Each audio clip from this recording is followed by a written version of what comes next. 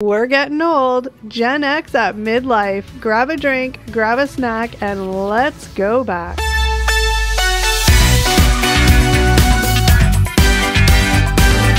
Hi guys, and welcome back to another episode of Gen X Unfiltered, the podcast. What's up, everybody? Well, hello there. Eric, Steve, how you doing today?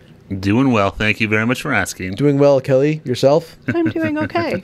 See how profesh we are now? See, we found a way to introduce each other's names without right. introducing our own names. That's right. That's right. Please bear with me, guys. I'm getting over a cold, so my voice might get a little bit annoying. A little raspy. Or more annoying, I guess. Raspy. At least now there's an Raspy. excuse for it.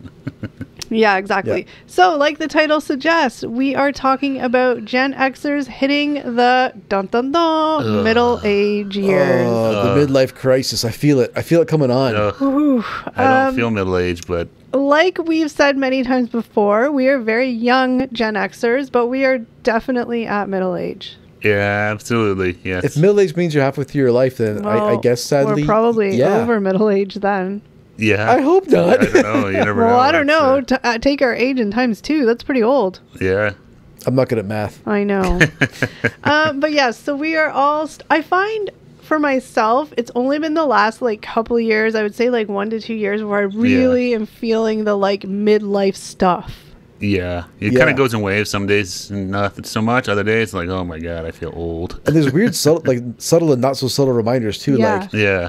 definitely after my last birthday, like I have an Apple News subscription, Yeah. and the articles that are getting recommended to me, it's a lot of like midlife stuff, and Ooh. like some like science articles about like you age rapidly after 45, and then again after like 65 or something like I that. think I It's got like the same article. yeah, exactly. It's like what? Like this is weird stuff. So I'm expecting like in the near future a rapid age, Yeah. some rapid aging to start. All I can say is for me, after 40 was like, dun dun dun.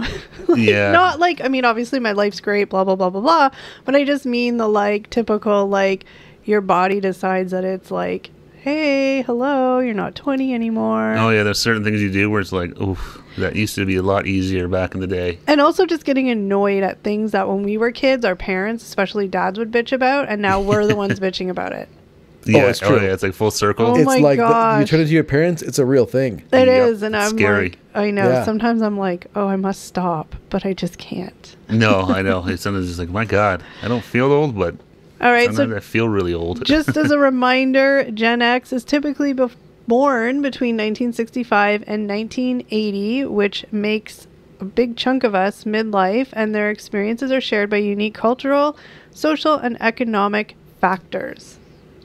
That's and, a like, big age gap too, 65 to It is. 80. Like, Yeah, like I don't know what the technical like middle age is like as far as like statistics and stuff. I don't know. Yeah, I don't know, like- I would think it would be like in your like 40s and 40 to 50 is like prime middle age, I feel like. yeah, I think Yeah. that's kind of considered it. I mean, I think so. It's weird. I've heard people talk about like your 50s being midlife, which seems Yeah. weird because like, would you think you're gonna live to like 100, 110, 120? Yeah. Like, I Yeah. guess if you're not thinking about it as far as like, when you may not be alive anymore, I think it's more just like, where you are in your life in your 50s. It's probably Yeah. like most people are probably headed toward retirement or they have I kids think that are that's gone. kind I of think that. that, I yeah. think that's sort of Right? it. Your career, your career's slowly winding down. Whether you have 5 years, 15 years, but the end is in sight for Well, retirement, hopefully, and stuff like that. And then that Yeah. next phase of your life. And a lot of people who have kids, their kids are probably out of the house, maybe Yeah. done school. Like, you know Yeah. what I mean? It's the Yeah. empty nester, like freedom kind of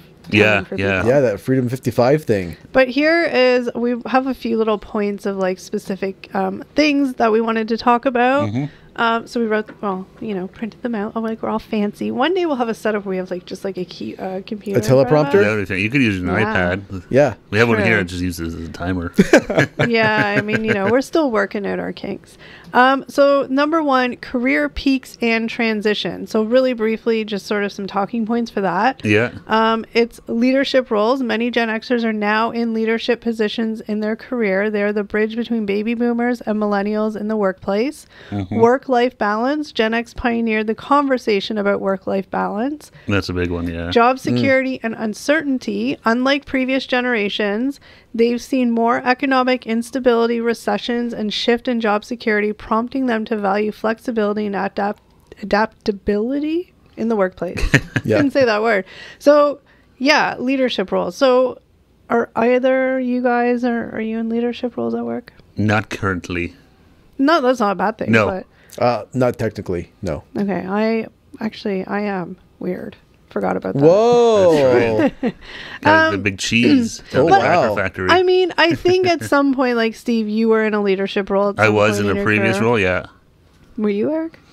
Yeah, you're like technically. technically, I guess so. I don't Yeah. know. I don't like to think of it that way. 'Cause I can barely like look after myself. No, that's always the thing. It's like I have trouble Yeah. Well, keeping myself in check. Then Yeah. I'll mostly speak to this because Steve, you were in a leadership role like a couple of years ago, so you didn't really have like I'm in a leadership role where I am dealing with a lot of not even baby boomers. I'm dealing with like Gen X or no, Gen Z. Gen Gen Z. Z, Yeah. No, I'm gonna start on that. That's craziness. But in all of our careers, like we've had the baby boomers because we had the people that were older. Yeah, yeah. And then the millennials who we just thought were annoying. Sorry, millennials. No, and that's, yeah. I mean, we have, even for, like, depending on the ages, like millennials, Well, we're very depending close. on how, like, yeah. there's not a whole big difference there, but definitely even now at my work, yeah, there's some, I'm training a girl right now, and she's got to be, like, 24. Wouldn't she be Gen Z?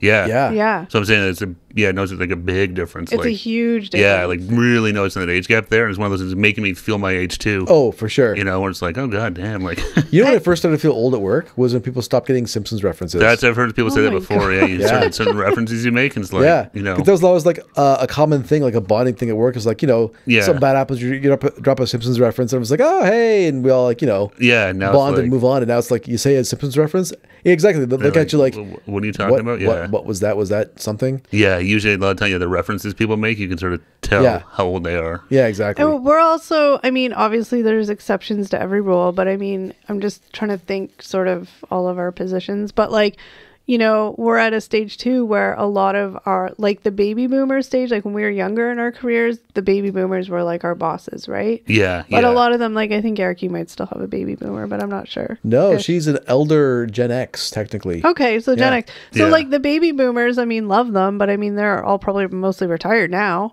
A lot of A them. lot of them. Oh, Yeah. yeah, probably a good chunk of them. Yeah, 'Cause we're dealing with Gen like the, baby boomers end at 65. Yeah. Right. Okay, so they're like close. A lot of them are close. Even the Close, younger ones yeah. are close to retirement now. yeah. Yeah. So that puts them like probably what's that like 60ish? Yeah, There, so around they're, there, they're 60s. close. It's you're less boomers, but they're still a lot of the ones that are in the higher positions still. They're Yeah. like They they're are, really, yeah, like they're the ones that are like the CEOs or the Now, VPs or whatever. I The do. executive suite folks. I do Yeah. have to say because when I was younger and working, my bosses were baby boomers, and baby boomers are a special type of breed. I mean, they're tough. They're Yeah. no shit. Like Yeah, yeah. you're here to do a job 9 to 5. I don't care if you're like and it's not a slight to them. It's just No, how no, they but were. they were right, but no, yeah. they were very much more like to show up to your job. Don't complain. We don't. Are you happy at work? Are you Don't enjoying your care. job? You mentioned work-life balance. That was never Never a something question. most of them Yeah. thought So, of. It was be- like stay till it's done, stay as late as you have to. Yeah. Work weekends, it's fine. Take pride in your work. We don't care about the rest. because Yeah, I had boomer bosses, because I think you guys earlier in your careers, like a lot of your bosses were kind of just a couple years older than you guys, so you didn't Yeah, really a bunch have- of them were within maybe like 10 years. Yeah. Not even some of them. Yeah. Yeah, but I had some older people as bosses, Yeah. and it's definitely shaped the way that I, being in a leadership role, like am, and it's like I'm super like I don't want to be like them, because I remember how scary it was to call in sick, or how scary it was to like yeah. not whatever. And I mean, I've probably taken it to the extreme. I'm probably too lenient. I'm a good boss. No, I mean it's like anything. I think It's a balance. Yeah. It's a balance because you are there to work. I know that I have a job to do and you have to do it right and do it well.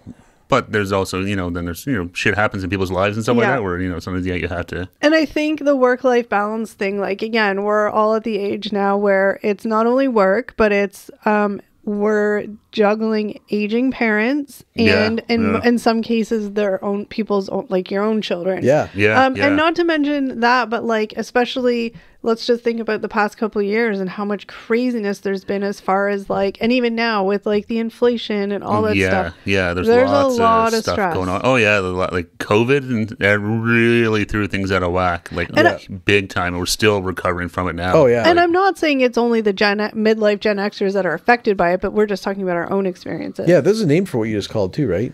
What? The sandwich generation. Eric, you're getting ahead. Oh. It's called natural transition. Oh, sorry. And then before we get to the sandwich generation, we'll just finish up with job security and uncertainty, which I think is a massive stress. It's not like our parents, and even then our parents, it was iffy, not like our grandparents where you started a job at 20 and you retired at 65 and you had a pension and you were set. Yeah. No, those days are, I mean, and I think like elder boomers were the last generation to have like a job that they could be with one company their whole life. Yeah. That's definitely a rarity now. I'd say, like, you know, it depends. Obviously, there's exceptions to everything, but I think, generally, it's, well, I speak for myself, I think I'm out of the three of us that has gone through that. I was late. I was at a job for 17 years and got laid off. Yeah. You know, and then had to start all over again, which was hard. It was scary. Oh, not an easy thing to do. Yeah. I mean, and I'm sort of the opposite. Like, you know, I've had like 10 jobs in my life. Yeah. Yeah. You've changed careers a few times, different roles and stuff. Some not by choice, some by choice, and all over the spectrum of like, and I'm at the age now where I'm just like, I just want to stay somewhere and not leave because it's so stressful starting a new job. Oh, it really is. Easy, yeah. And then Eric, you sort of in the situation where you have been somewhere for a long time, and I've been with the same parent company, different like business units, but same parent company for a long time. Yeah. So we're kind of all over the spectrum. Yeah, no, exactly. Yeah, but it's definitely but in terms of people like retire, you know, like as a parent, like I remember there's pictures of, like my grandfather, like at his retirement party, and they gave him like a gold watch or something, you know, that sort of stereotypical stuff. Yeah, those days are, from what I've ever seen, is very far and few between. Well, now lots of companies force retirement. Well, it's the sort of the golden package. Hey, I've definitely seen that. That seems to be more the norm now. It's before we finish, like Eric, in your situation specifically, like you've been there for a very long time, but just conversations we've had, like you definitely don't feel like your job's secure. Oh no, not at all. Like I definitely feel like at any moment in time, I could be like out the door. Which is crazy, right? You think you're somewhere for 20 years or whatever, and you're like, okay, I'm good. Yeah, there's no correlation between tenure and security. Well, no, I feel like a lot of these companies, the longer you're there, the more you cost them. It's not necessarily a bonus, Yeah. You start to realize, I mean, I tried, after going from my first career, being there for like, almost 20 years and stuff like that, I tried not to be too cynical, but, you realize that you really are just a number on a piece of paper. Oh, totally. And, you try not to be too cynical about it, but also, and I think that's with like the work-life balance and stuff like that. Yeah. It helps to be like, you know what? This isn't the be-all, end-all. And like, I don't have to give this place my undying attention 24/7. I can say, you know what? It's 5 o'clock. I'm shutting it down. I'm out. Yeah. And I think it's also like just the aging, right? Like when we were in our 20s and 30s, it was probably, I think at one point in time, we all were like, we're going to go, for lack of a better word, the corporate ladder and do this and do this. Now it's like, dude, like, as long as I can make as long as I can make money to sustain my modest lifestyle, 9 to 5, just give it to me. Yeah. It is really a cynical way to look at it.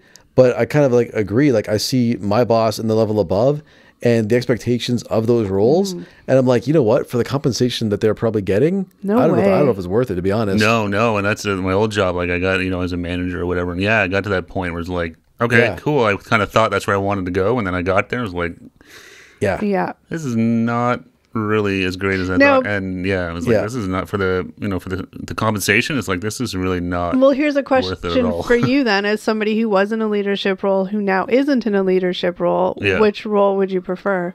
Not the work, I'm talking about the level of responsibility. You know what, I think there's sort of honestly there's sort of that middle role I'd rather be in. Not necessarily a leader, but like maybe not the worker bee, but maybe in between there, like the supervisor type thing or something. I don't know. Fair. Yeah. But definitely, I have no desires to be like a people leader. No, or being that higher up on the totem pole anymore. I've been there, done that, and found it highly overrated. Well, ironically, I just said that I was in a leadership role, and ironically, I am choosing to leave that leadership role to do something else that's not leadership. Yeah. I'm just like, I can't at this age. I'm like, I don't need this extra pressure. Excuse me, I just hiccuped. I'm okay. Yeah. No, you really, like some people want to do it, some people don't, but you realize it's not, you think it's a whole bunch of different headaches when you're doing people leadership and stuff like that. It's a whole other ball of wax. Some people love it, and some people strive at it, and some people, but I think you also need people like I won't speak for you guys, but like me, who is perfectly content to be doing a good job, not in a leadership role. No, there's a role for everyone. Yeah, exactly. Not everyone has to be hell bent on being the next CEO or whatever. Some people can just say, hey, I got a job, I enjoy it, and I work hard, do a good job. Those people are invaluable too. I just want to go to work, make my money so I can enjoy my time not at work. Yeah, exactly. Yeah. All right, well, moving along to the sandwich generation. Oh, yeah, that's what I saw on your sheet there. Oh, is that why you said it? Yeah, because I thought that's what that was. The sandwich is like looking after aging parents and their kids, the sandwich. We kind of got on the whole like job talking, but so it's caring for aging parents and children. None of us have children. No. So we're not dealing with that, but we all have aging parents. Oh, yeah. I feel like for me, and I'm sure like you guys could both agree, just, knowing you guys and your parents, that it's probably been the past 5 years that I've really noticed it. Like the aging parents. Yeah. Yeah, definitely. I'd say so. Yeah, for sure. And for me, I'm very lucky. Like my parents are relatively healthy and I don't have to deal with a lot of like stuff like that with my parents, but it's things like helping them get their estate set up. Like my mom telling me where stuff is and like, what's this and what's that and, all that kind of stuff. So like I said, I don't have to do a lot of like my parents are both very independent. My dad still works part-time. My mom like they'll, so I'm luckily that way, but there's going to be a time where they're going to need more help. Oh, absolutely. Again, as much as I feel I'm getting older, I know my parents are not getting any younger either. I'm thankful that they're both, relatively healthy and stuff like that. But it's, you don't like to think about that much, but then you look around too, like, we have friends and, sadly, parents are passing away and stuff like that. So that's always kind of an eye opener when that happens. Like, oh, fuck. Like, well, I was very, very fortunate that I had a grandma that, only passed away a couple of years ago. So I had my grandma till I was 40, and, but the past couple of years, obviously her being in her 90s, her health declined. And I saw my mom having to deal with all that stress for like 2 years. Mm-hmm. And then now I'm just like, oh my gosh. Is that going to be like me with my parents soon? It's crazy. It took a toll on my mom. Like, it was crazy. Oh, for sure. Yeah, like my grandparents, I was pretty young. Like, I was like 15, 16 when they all kind of passed away. But I remember because my grandma was quite sick and she lived far away. Like, she was 6-7 hours away. Yeah. Mm-hmm. So I'm that being a whole thing too. And then trying to move her and all this stuff. Yeah, it's a lot. So, yeah, it's something you kind of think about sometimes. It's pretty crazy. Like my grandma's still alive, which is amazing. Which is crazy. She just turned 96. That's awesome. Wow. Happy birthday. Yeah, exactly. Happy birthday, Grandma. But she just turned 96. But like she's aging, and obviously she lives at home by herself still, which is awesome. Which is crazy. But she needs help, which understandable. Yeah. But then on top of that, like you have my parents, which they're getting older, they're aging, so they don't have the same energy to help her anymore. So now it's like for the grandkids, we have to really step up and help our parents and our the grandma, right? Help both of them, Yeah. It's a lot. And it's stressful because, again, like, I mean, it's a weird thing because I don't think of my parents being the age they are unless I really am like, oh, it's their birthday? How old are they? What? Yeah, you don't really think. Like, in my head, they're still in their 50s. Yeah. Like, literally, still in their 50s. Yeah. So it's, like, weird because, like, my parents are older than my grandfather was when he passed away. Like, that's weird. Yeah. Yeah, no, I know you don't really, like I said, I don't think about it too much, but it's like no one's getting any younger. It's really weird because I can remember my parents at my age now. Yes. And I'm like, I don't feel like I'm at the same level of maturity in life that they were at that time. No, it's so different. Yeah. It's weird, right? Yeah, and I mean, it's different too because they also had kids, right? So I feel like having kids I aged them. Well, I think we do. Oh, God. They probably tell us, look at, like, I have a sister who has 2 younger kids and damn, it does age. That's a lot of work, your sister's aged a lot the last couple of years. No, but I mean, it's a lot. I mean, and her kids now are at the age where they're into the school activities, they're into the friends, they're into all that stuff. Yeah. And she only is 2, but like her whole entire non-working life is just shuffling those kids around, making sure they get where they need to be. And it's so weird. Yeah, like kids, it's all planned activities. Because I have, friends with kids and it's all planned activities. It seems like the random just go and play with your friends is not as much of a thing. No, it definitely isn't. I think you said most people I know who have kids, it's very regimented and stuff like that. It's not a lot of like, hey, I'm just going to go there. They just grab their, like, when we were kids, just grab your bike and... Yeah, just go to the neighbor's house and you knock on the door and you go out and play and stuff. And then there is the planning for retirement and college. We're obviously not going to talk about the college part because we don't have kids. We have to worry about that. Thank God. I couldn't even imagine having to help. What? I can barely feed myself sometimes. That's what, like I said earlier, I'm barely looking after myself. Yeah, Oh my no, gosh. I know. I couldn't imagine having to think about like tuitions and dorms and But all that planning stuff. for retirement. I mean, I think we've all three of us have been pretty smart that we've been putting some sort of money away since very, very first started our careers. You guys have been putting money away for retirement? Yeah, right, Eric. Eric's like the smarty pants around here about that stuff. I don't think so. So I mean, we've all, because again, think about it. Like I remember my dad probably being in his 50s or 40s maybe, and talking about RSPs and starting to save for them. And now, like that, ever since I finished school and went to work, he's like, put in RSPs, put in RSPs, put in RSPs. Well, because like I said, our parents' generation, it was, the company was going to look after you. You have retirement plans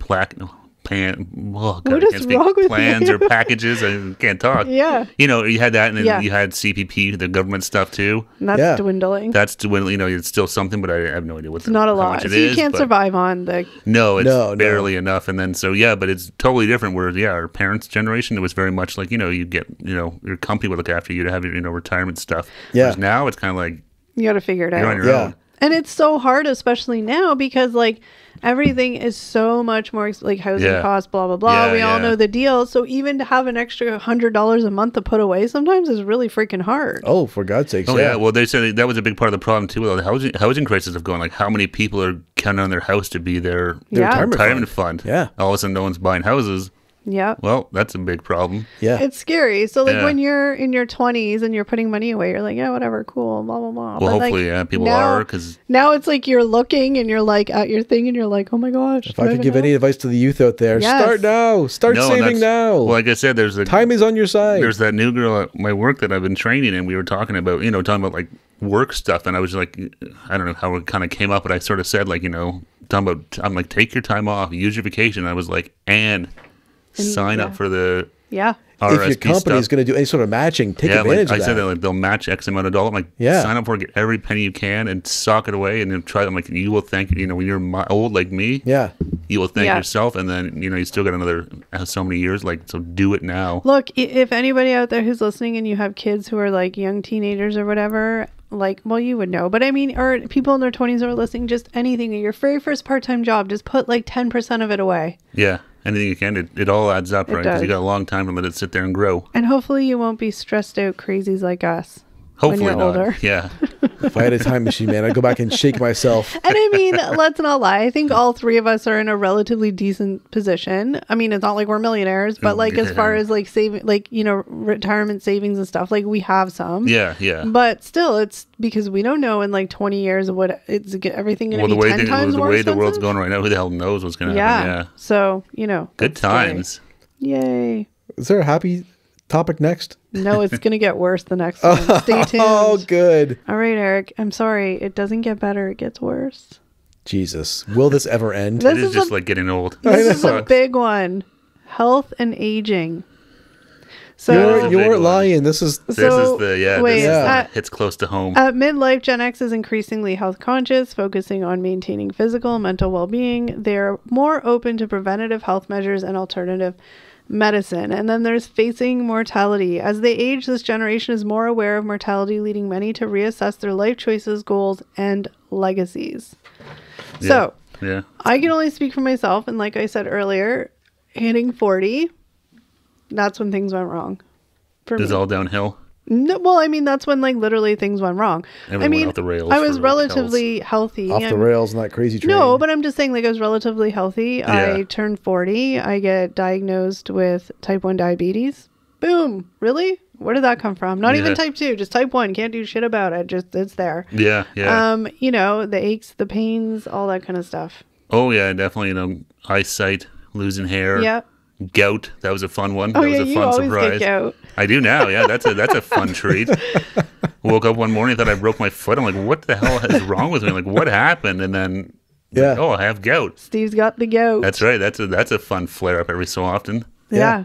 Not fun. No. I hear you though. Like my eyesight, like I've worn glasses for most of my adult life. Yeah. And now I'm like bifocals are on the way. Oh yeah, bifocals. Seeing in like low lights getting harder. I'm like, what's wrong with me? Yeah, I have reading glasses, and never really used them. Now I wear them like all the time, and I'm starting to realize I'm like, oh, I think I actually need like glasses, like regular glasses now. But yeah, just all that stuff. Even like just standing up, my knees pop and all that fun stuff. Doing any yard work, my back will be sore for like 3 days. For me, it was one day I sat on the floor and it was really hard to get up. Yeah. I was like, when did that happen? Oh yeah, the one day I was sitting on the couch and I was kind of like had my feet up. I was kind of leaning sideways, and I felt that for like 4 days. It's the worst. Like we sound like whiny effing babies, but I know you guys out there who are like us can relate. People our age can 100% relate to it. It's the young guys that. Oh yeah. Trust me, it's coming. Anyways, wow.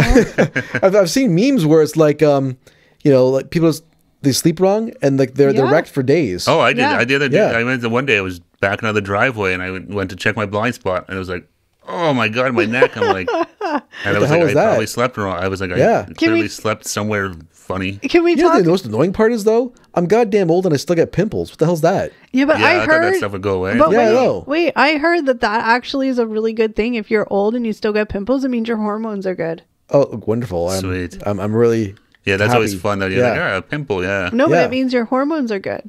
You don't have like dry skin. Great. I'm just saying. Take it as a win. I'll take that as a win, I guess. Let's talk about this one though.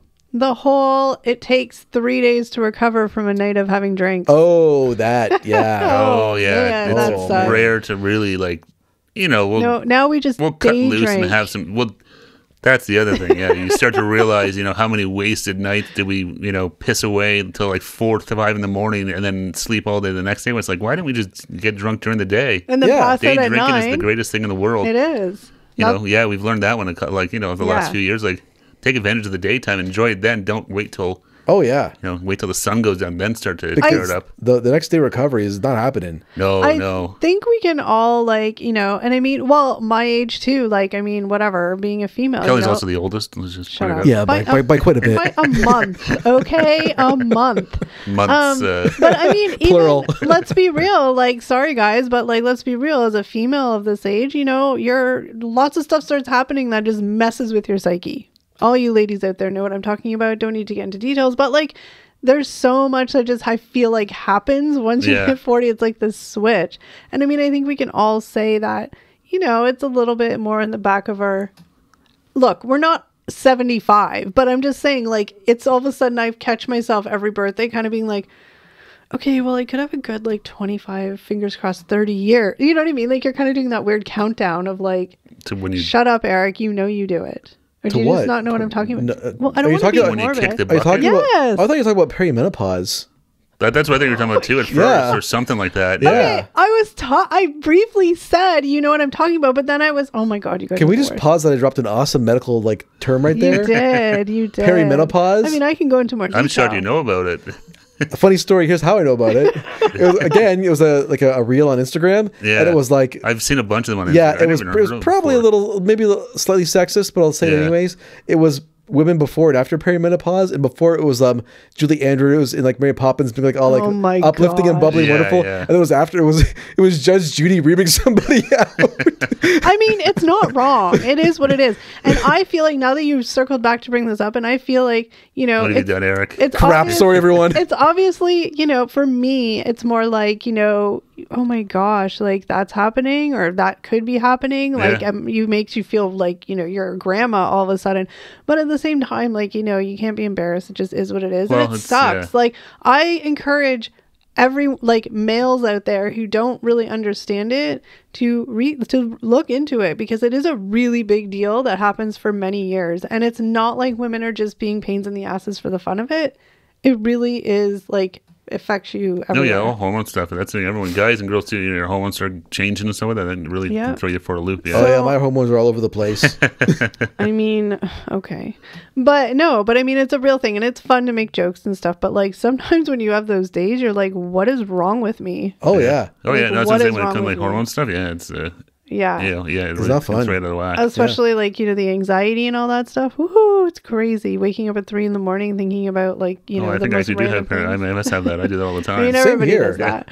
I like flashbacks from things I screwed up 10 years ago. What I was saying when Eric didn't follow my path, I was saying that How many more spins around the sun do you have left before? I feel like I'm thinking about that more. Shuffle off this mortal coil. Well, I was thinking about that too. Like, how many summers do you have left? How many Christmases do you have left? I mean, we still have. You have to do the math. It's kind of sad. It is really sad when you think about it, because like there's like how many you have left in total, then how many good ones? Because once you get into like your 70s, 80s.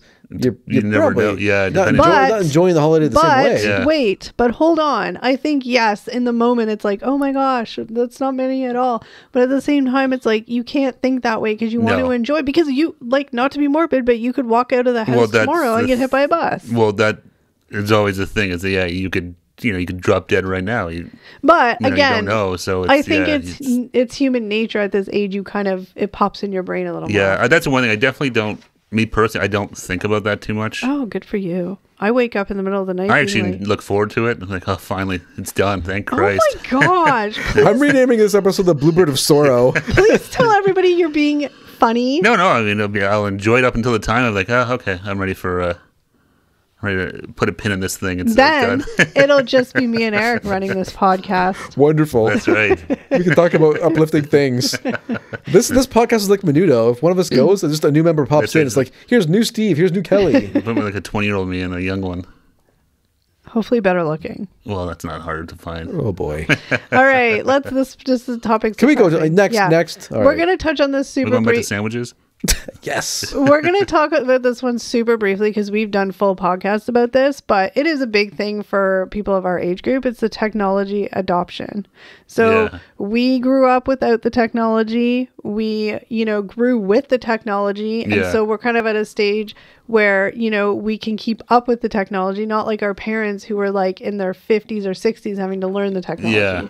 Yeah, my parents still don't learn the technology technically. No, my mom definitely. My dad my dad has a tablet. He just basically plays like solitaire. But my mom has an iPhone. She'll text and all that stuff, and she'll FaceTime and whatever. One of the cool things about our generation is again that we kind of, and at least for our age group, like within the couple of years, like we grew up in school learning computers where so we were very thankful. I'm thankful for that because new technology now, it's not as like our parents, oh my god. No, and the difference is too, like the new technology is getting easier to use. Like the old computers, like when they first came out, when we had them and stuff like that, you had like multiple floppy disks, like MS-DOS and DOS shell and all this crap.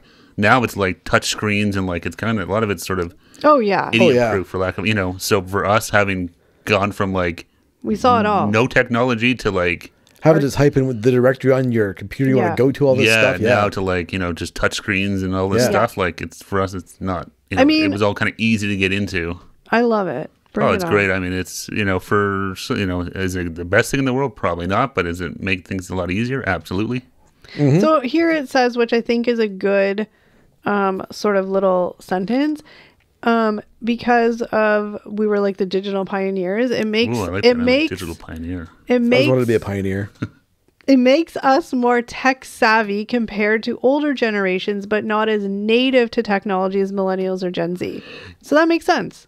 Yeah, it's different for the kids nowadays, where this is all they know, right? Yeah. For us, we were like, I can still vividly remember. Yeah, all like that record stuff. Players, tape players, dialing the phone, rotary phones. Life before Wi-Fi. Yeah, whereas kids nowadays, it's just this is all they know. Yeah. All right, moving on to another wonderfully uplifting topic. Oh God, what's next? Financial pressures and challenges. So Debt and savings. Gen X is sometimes referred to as the forgotten generation because they often shoulder significant financial pressures, including mortgages, student loans, and credit card debt while still planning for retirement. And then housing market impact. Many bought homes during boom times or recessions, making the housing market a significant influence on their financial stability. Really, I feel like Atlas carrying the weight of the financial world on my shoulders. Atlas shrugged. It's true, right? Like we, again, only can speak for the three of us. We obviously know each other's situation, but all three of us were very fortunate to be able to purchase homes at a time when homes were affordable, I would say. Well, and that's the thing. Like, I feel bad for kids now because it was all just timing. Exactly. Like for our parents, they were just at the time the houses were $50,000, $40,000, $30,000, whatever. Right. Whereas, but sort of speaking back on like us at Midlife, I think, again, talking about the past couple of years and its impact now, is a lot of us now are just like everybody else, of course, but I'm only speaking for our experiences, but like have the pressure of like the mortgage interest rates moving up, and you know, tied with the lack of job security and potentially losing jobs and starting over, like it's just crazy. We kind of, you know, in our adult lives have lived through like 3 major economic downturns, right? Like the tech bubble in the late 90s, early 2000s that burst, that hurt a lot of people, and then the Great Recession in 2008. Yes, and a lot of people like never really felt recovered from that in the first place. No. And then after that we had, you know, like COVID, right? Which we're still and inflation, we haven't recovered from yet. No. And again, add that into the fact that, you know, you're only maybe 25, 30 years away from retirement age, and you got to try and save for that. Plus keep up with the, you know, raising interest rate. Like it is a lot of pressure. I mean, you know, some people, and I think, I mean, obviously it depends on your personal circumstance, but either way, it's like who at this age isn't waking up in the middle of the night at some point thinking about something to do with money? Oh yeah, exactly. Like, you know, like, do I have enough retirement savings? Can I retire? Like all this stuff, right? How much? And then if I retire, how long is it going to last? How long? You know, because that's the other thing too. Is like how long is it going to last? Like, well, because you could live to 100. Because you could live to be like, you know, 65 or like 110. Who knows? Yeah, I had my great uncle, my uncle Bobby, lived to be 98. He used to always joke about how saying he's going to have to go back to work. Yeah, you know, because he retired like, you know, he was retired for like 30 like 30 years. Yeah. Imagine that, like being retired, like having 30 years of freedom after like and he was work. God bless him, he was like healthy, living on his own all the way to the end. Oh wow, that's the way to do it. I lived in Montreal, jaunting around St. Catherine Street and stuff like that. He was living the life. My Uncle Bob was great. Wow. But I mean, I think, and it's hard because I think like financial pressures right now, just everybody is facing them. Especially everything's so expensive. But I think it's a little. I think the point of this is like if you're, you know, 25, 30, and right now you still have like a lot of time to worry about retirement. As you get our age, where you're, it's like that mortgage payment, but retirement. But in my house can be paid off for retirement. Well, like it's so different because kids, like, not I won't say kids, but like Gen Zs, like the kids, you know, guys, they're not affording houses. They can't afford houses, so they're not like. Whereas you know, they're trying to figure out how to save for a house, right? Whereas people like we're trying, how do we keep paying for this thing? Exactly. Like so with mortgages, with sort of double side, you know, the same coin, but you know, they're trying to get into the market. How do you stay in it and not lose your house? With all the prices and with inflation and interest rates going up, interest rates and all this stuff. Could you imagine though, like in our situations right now, if we had like kids that were going to like college or university? Jesus. Talking about that shuffle off the mortal coil, I'd be like, take me now. Well, I mean, I'd be honest. I mean, I think all of us, again, from what I can know, we all had to pay for our own school. Yeah. Like my parents didn't have a big chunk of money that they had saved to give me to go to school, because any money they had back then, because the 80s there was recessions too. They had to put food on the table, right? And I came from a very, you know, modest family that my dad worked as much as he could. And you know, I wouldn't be able to pay for my kids to go to school. No, not at all. No, I don't even know what, like, obviously, you know, universities versus colleges and this and that, but I don't even know. Like, but even like I went to college. Even like an extra $5,000 you'd have to shell out, say, for college. Well, no, that's what I'm saying. Like, I don't even know what tuition would be anymore. I have no clue. Either way, it's all cheap. It hasn't gone down. That's for sure. Either way, it's more money than I'd extra have to give. Yeah. Oh yeah. No, I'd be like, you're getting get a job, go student loans, flip burgers at McDonald's, go OSAP or whatever it is now. Or I mean, we all worked through school. Yeah. Oh yeah, exactly. I had like 2 jobs at one point during school, so just we got to do to pay your tuition. Yeah. All right. The next one is changing social norms. So diverse family structures. Many Gen Xers have non-traditional family structures, single parents, blended families, etc., and were early adopters of more flexible gender roles and work arrangements. And then they have delayed milestones. Gen X often delayed marriage, childbearing, and homeownership compared to earlier generations, which has influenced their life trajectory at midlife. So I definitely think, like, growing up, when we were kids and our parents, our friends' parents and stuff, like, you know, 9 times out of 10, it was like a mom and dad at home there wasn't a lot of like, divorces or blended families. I mean, there were, of course. No, it definitely seemed like it was not as generally. There wasn't speaking. as common a thing, divorce and stuff like that. I mean, obviously, I had friends whose parents were divorced. Yeah, but I mean, it was whatever. not. There wasn't as many, I don't think, and No. I also think the blended families, whatever. But then I also think like, the same-sex marriage and couples who are adopting children or having children, like all that kind of stuff. Oh yeah, no, that's a total. Exactly. Yeah. What I really noticed was like, at least amongst my like peer group, a lot of them had waited later to have kids. Like my parents' friends, they had their kids in their 20s. Oh yeah. And amongst my peer groups, most of them had their kids well in their 30s. Yeah, exactly. Yeah, mostly people younger, like our parents' generation, like they were like, maybe 25. Well, they got married. They got married and had babies right away. Yeah, whereas, my mom, she was married when she was 22, and I remember she felt like pressure from her family right away to start having kids. And she's like, I'm 22. My mom got married at 21, and they waited 4 years to have kids, and everybody was like, "What's wrong with you?" Yeah, exactly. You looked at like, why don't you have any kids yet? Like, she's like, "I'm 21." Yeah, like relax. No, I know. It's like I still want to.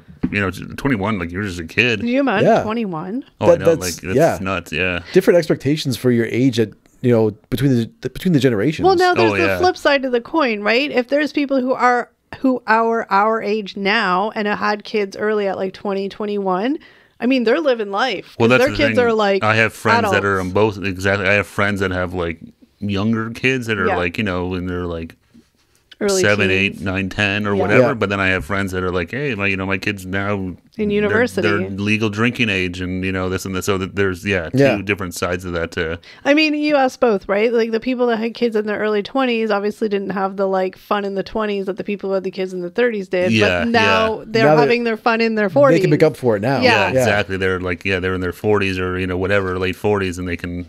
Now, and they're empty nesters, and they can enjoy it because they're still healthy and stuff. Yeah. And it was also very common, at least when we were young kids. I mean, that changed as we got older, just because of like recessions and job losses and stuff. But like, our moms were home when we were little. That definitely that's changed. Like, I don't know anybody that lives like personally. No, no one I know personally. Everyone that I know is a family. Both parents work. Parents work, yeah. Even people that don't have kids, they both work. I don't know anybody that's a stay-at-home parent in any way, shape, or form. No, I mean, that's sad because I think it's a sign of the times with the cost of everything. Like, I think even if people wanted to, it's and that's what tough. That's what's sad about it, because if you both want to be working parents and that's what makes you thrive, then that whatever. But if there are some people. Men and women, obviously it's more women who usually want to be the ones to stay at home. Yeah. But like if they can't, like that's horrible, because I mean, remember growing up, like when we were really young, your mom was just always there. Yeah. And then now, like, they're all stressed out because they're, doing the grind, and they may not get home till 7, and then they're tired, and then it's crazy. And you see like the price of daycare and stuff like that. Like that's a whole other, like, the cost of all this stuff too, like on top of the stress and everything. It's it's crazy. Yeah. All right. This is a weird title for this next little thing, but cynicism and independence. So I haven't pre-read this, Can I be guys. cynicism about my independence? Hold on. I haven't pre-read this, so we might cut this out because I don't even know what it says. This is fun. Let's see. Kelly, read on the fly. Skepticism of institutions. Having witnessed scandals, economic downturns, and political disillusionment, Gen Xers tend to have a healthy skepticism of authority and institutions, favoring individualism and self-reliance, and then also a DIY ethic. Many members of this generation embrace a do-it-yourself mentality, whether in work, hobbies, or problem solving. I don't know. Would you say I'm still raging against the machine? No, but like, would you say that's accurate for your own specific? I would say that's true. I think we have a skeptical. Healthy.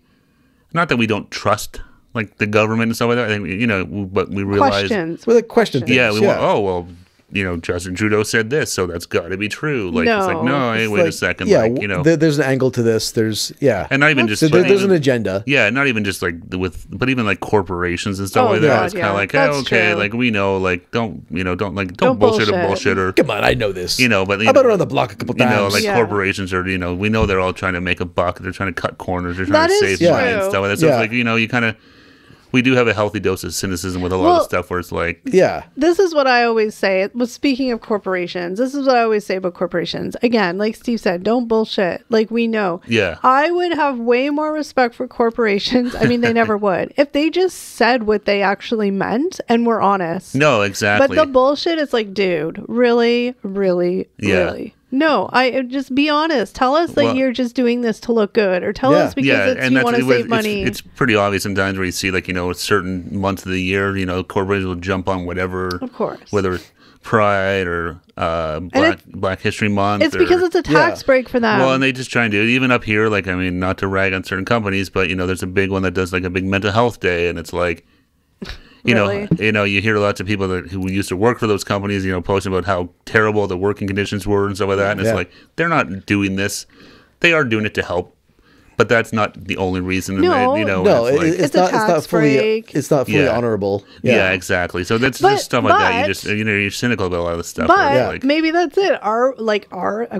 Whatever. I know that we're right, but I'm just saying. But like, are we just cynical and these guys really are doing good things, or like? Well, they do. I mean, they do some good, but then they do a whole lot of not so good. I think, and not that they're like nefarious or anything like that. But it comes off as hypocritical. Well, it's sort of the whole thing. Hey, at work, we're a family here. It's like, are we really? No. I'm glad you fixed it. I was going to say there's something about a fall off or something like that. Like slouching down over I can feel it. But, it's like, oh, we're a family. We will, but it's like, we're a family. No, we will also, bullshit. We will lay you off at the drop of a hat if you don't make sense to us financially. If we got to, they're all beholden to stockholders, and they would never say that. Oh my God, we sound so great. All we got to do is keep that stock money. It's actually really funny. One of my I worked at Canadian Tire when I was younger, like part time, and they had like so Canadian. I know, and they had a career counselor come in one day to like talk to us or whatever, right? And I remember at Canadian Tire. Exactly at Canadian Tire, yeah. Like, that's so weird. As a group, it's like a motivational kind of speaker thing. I remember he asked the group, was like, what company do you like? Who do you work for? And someone was like, Canadian Tire. Is like, no, you don't. It's like, you work for yourself. You're your own brand.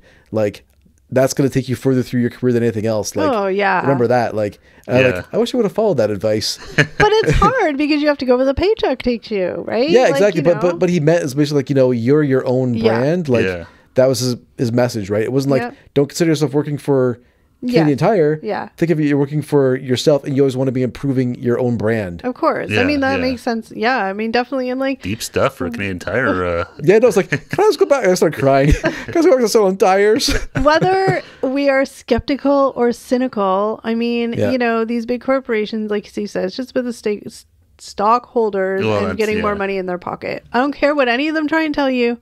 Whatever. Wait, you can find out. Wait till those stocks take a dip. Those stock prices take a dip, and then you see what they're really about. Oh, especially if you work there, someone's like, "Oh, all of a sudden, hey, we don't have these benefits anymore. Oh, we don't need this staff anymore." They're quick slash and cut. Yeah, exactly. And so I mean, I was kind of like confused by this at first, but I'm like, we are cynical and skeptical. Well, for sure. Yeah, it's not my first rodeo, pal. Yeah, true. With not all rainbows and sunshine. That's right. True. All right, guys, we are on the last one. I mean, I'm sure there's a million more, but this was just from our cheat sheet. Or we don't want to be here for 12 hours. Well, you guys don't want us to be here for 12 hours. Yeah. The last one is wow. All right, unrecognized achievements. So, Gen X, the forgotten generation. Often overshadowed by boomers and millennials, Gen X is sometimes referred to as the forgotten generation, despite their major contributions to culture, technology, and workplace evolution. Many Gen Xers feel they haven't been given the recognition they deserve in shaping today's world. Yeah, I guess. I want a Lifetime Achievement Award. No, I mean, I think if you really think about it, I mean, like, okay, first of all, I love all this stuff on TikTok about Gen Xers where it's like, you've awoken Gen X. Because I think that we are pretty chill. We're pretty chill. We're pretty quiet. The millennials got all the attention with their hipster bullshit. The Gen Zs are getting all their attention with like toilet Skibbity riz and toilets. And toilets. And like, we're just chill. We're just like, it's weird. Like, I feel like the generation wars that happened or whatever, like, we were under the microscope for a very short period of time, like in like the early mid 90s, there was kind of like slacker generation. Yes. And people were like, oh, look at them, they're slackers. But yeah, the millennials took over. That faded quick. It was all about like millennials. Yeah. Oh, yeah. After that, yeah. Do you remember the whole millennial thing? Like, so this would be probably like the middle group of millennials, not the older young, like the middle group of millennials. But remember, it was like the avocado toast. It was like the hipster style with like the beards. Oh, and yeah. And like the little, the women wearing the like hats. The floppy hats and like looking like Han Solo every fall with their vests and like, they were their high boots. And they were always like sensitive and crying and like, you know. Yeah, it was always like millennials in general. Well, just like a weird, because you had like, you look above us, like, so you had like our grandparents, what do they call them, like the silent generation, the great generation, like, you know, these guys went to, you know, World War II and all this stuff, so they went through some serious shit, and you know, they came home and then all of the boomers had to deal with that. Well, they had to deal with that, and then also you had, you know, so above us is this massive bubble of people, you know, that baby boomer generation above us, where there's like, you know, what it was like 10 to 1 or whatever the number is. There's so many of them above us. Yeah. And then there's us right after them, and we kind of got lost in that like shuffle, because we didn't, you know, Gen X, we had like economic things and stuff like that, but you know, generally, I mean, knock on wood, it was pretty quiet. It was fairly quiet. There was a few, obviously, like, you know, overseas stuff, like not to the same extent as like we had the Gulf War, which lasted like what, like a couple months. Yeah, so there was a few things. Obviously, you know, there was, you know, the military guys are out there supporting, you know, their lives on the line. I guess like I don't mean to diminish. I'm trying not to either. But I'm just saying, but like World War II, like that was, you know, like that was a totally different. I just don't know where the like, because I remember like not so much now. Now it's all Gen Z, but I remember like,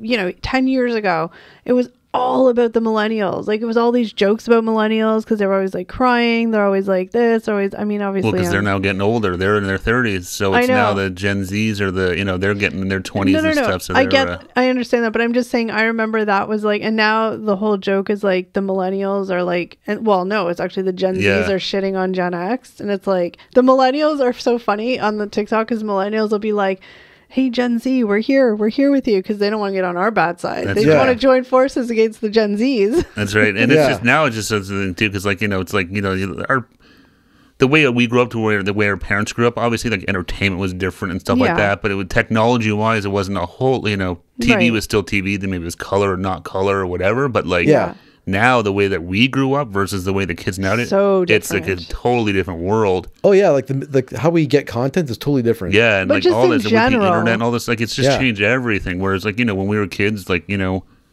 it was just everything was still like analog world. Like, you know, you had to call people, you had to look things up, you had to do everything for you had to do everything for yourself. Yeah. Whatever it might be. Exactly. Now you can just ask your phone, what's this or what's that, book this, do that, call this, call that. For like it's just for like 50 years you had like TV, movies, radio, newspapers. Yeah. And that was it. Now it's like the internet came and like boom, all that's like changed everything. And I mean, I think like I would say that generally speaking, like we're pretty like just quiet and chill, and we went through some shit when we were kids. You know, I think it was just we were the, like what they would say, we're sort of the latchkey generation, right? Like most of, by the time we were kind of growing up, you know, parents were going to work and stuff like that, so we were just out running around doing our own thing, like And it's funny because nobody cared what we were up to.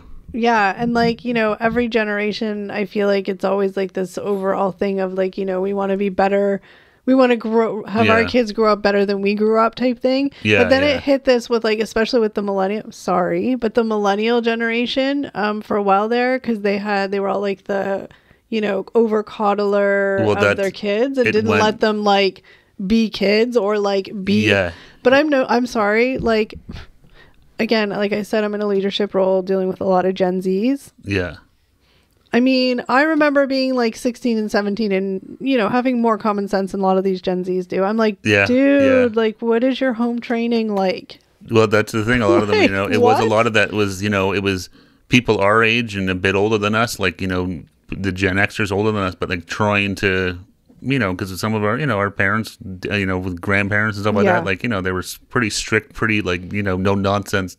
Oh yeah, you know, being raised that way. Yeah, so but trying to do the exact opposite. No, you're doing a disservice. Well, and that's the thing, and that's why people would always that's why we kind of got forgotten, because we weren't like that. But then you had the millennials who were like having their parents call into work for them. And, oh my god. Yes. You know, like or go to interviews for them. Yes. All these crazy things where they call them like helicopter parents, right? Yes. But it was people our age and older who had been raised by the opposite. The generation above us, my parents would hit me. I was spanked plenty of times and stuff like that. Whereas now it's like people are like, oh, you so weird. Steve's parents spanked me too. I mean, I'm not complaining. I don't condone spanking. I would never spank at kids if I. No, that's what I'm saying. But it was a totally different time. Yeah. Like I remember my friends getting spanked in front of me. Yes. Like my friend's mom hitting him with a wooden spoon on his ass for doing something wrong. Well, I mean, that's a whole other topic. But I'm just saying, but not getting into what's right or wrong. But I'm just saying, we were raised a lot tougher, and we didn't say much about it. But I think what happened is that when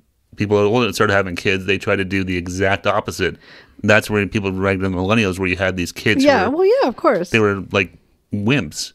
Well, they for were. lack of a better word. Well, look there was we tried to nerf the edges, but sometimes you got to smack your head off the table to realize, hey, don't do that again. There was that whole thing where, like, schools were only giving out participation awards. Like, nobody got first place. Yeah, because people get upset if you went first. Like, well, unfortunately, once you be better. Yeah, once you get out of university or college and you get into the real world, there are winners and there are losers. And there's always going to be someone better than you at something, and that's fine.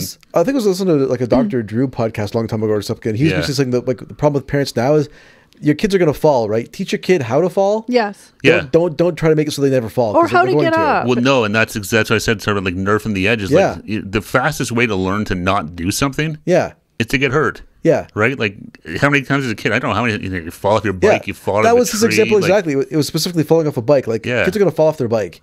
And teach them how to fall. Yeah, you're going to do it, and you learn fast enough. Like, don't do that again. Yeah, exactly. Like touching the light, we were talking about like in the old school cars, the lighters you get pushing, right? Yeah.